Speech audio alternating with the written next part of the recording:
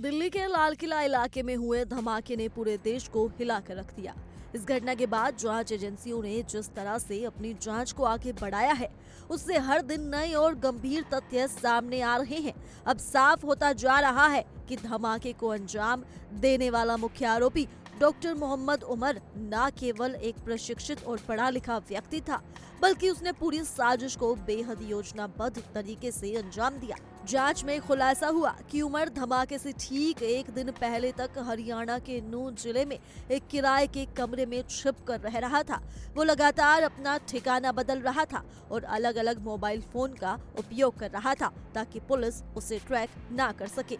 Police और जांच एजेंसियों के मुताबिक उमर सिर्फ एक अकेला अपराधी नहीं था, बल्कि वो एक ऐसे कथित व्हाइट कॉलर आतंकी मॉड्यूल का हिस्सा था जिसमें उच्च शिक्षित लोग, खासकर डॉक्टर, शामिल थे।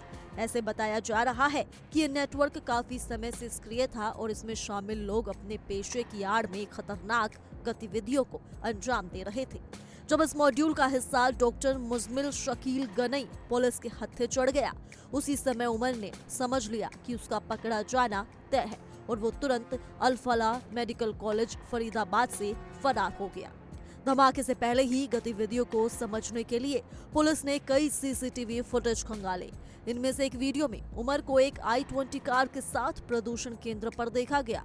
इससे ये अंदाजा लगाया गया कि वही कार बाद में धमाके में इस्तेमाल हुई होगी। इसके अलावा एक और फुटेज में वो एक मोबाइल फोन की मरम्मत कराते हुए भी दिखाई दिया।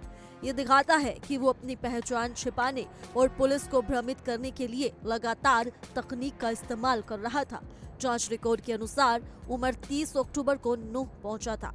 उसके वहां पहुंचने में नर्सिंग स्टाफ शोभा खान की बड़ी भूमिका रही है। शोभा ने अपने रिश्तेदार अफसाना के घर में उसके लिए कमरा किराए पर दिलवाया। कमरे के किराए के लिए 2000 रुपए और एक सिक्योरिटी के तौर पर 4000 रुपए लिए। घर वालों के मुताबिक उमर का व्यवहार शुरू से ही असामान्य था।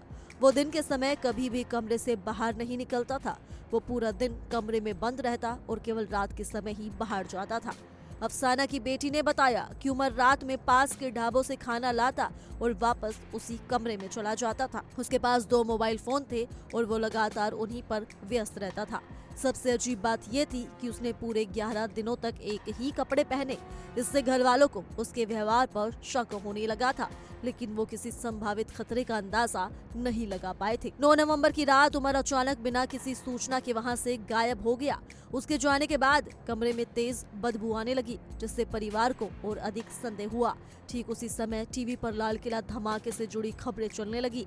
जैसे जैसे मीडिया में आरोपी का विवरण सामने आया, अफसाना के परिवार को ये समझते देर नहीं लगी कि उनके घर में रहने वाला रहस्यमय युवक कोई साधारण व्यक्ति नहीं था, बल्कि वही आरोपी हो सकता था जिसे पुलिस खोज रही थी। थोड़ी देर बाद पुलिस वहां पहुंची और अफसाना तथा शोभा खान को पूछताछ के लिए अपने साथ ले गई। पूछताछ और जांच में ये बात सामने आई कि उमर लगातार कई मोबाइल फोन का इस्तेमाल कर रहा था और उसे फरीदाबाद की एक मोबाइल दुकान में भी 2 फोन के साथ देखा गया था। हालांकि जिस i20 कार का इस्तेमाल धमाके में किया गया था, उसकी फोरेंसिक जांच में पुलिस को कोई मोबाइल फोन नहीं मिला। यही वजह है कि पुलिस का मानना है कि उमर ने घटना से पहले ही फोन कहीं रास्ते में नष्ट कर दिए या फेंक दिए, ताकि पुलिस के लिए उसकी गतिविधियों का कोई डिजिटल निशान न बचे। ये पूरा मामला न केवल दिल्ली पुलिस बल्कि देश के सुरक्षा तंत्र के लिए भी एक बड़ी चुनौती बन गया है। एक डॉक्टर जिसने लोगों की जान बचाने की शपथ लेनी चाहिए, ऐसे खतरनाक मॉड्यूल का हिस्सा बनकर एक बड़े आतंकी हमले में शामिल हो सकता है। ये कल्पना भी डर पैदा करती है। पुलिस अब ये जानने की कोशिश कर रही है कि आखिर इस मॉड्यूल में और कौन कौन शामिल है, उन्हें फंडिंग कहां से मिलती थी और इस नेटवर्क का अंतिम उद्देश्य क्या था। वहीं बता दें कि इस धमाके से जुड़ी खबरें लगातार ही सामने आ रही हैं, जहां पाकिस्तान से भी इस धमाके का लिंक बताया जा रहा है। कहा जा रहा है कि जैश-ए-मोहम्मद जैसे आतंकी संगठन इस हमले में शामिल थे। वहीं इसी तरह के तमाम नाम सामने आ रही हैं। मसूद अजहर, इस तरह के नाम सामने आ रही हैं दिल्ली ब्लास्ट को लेकर।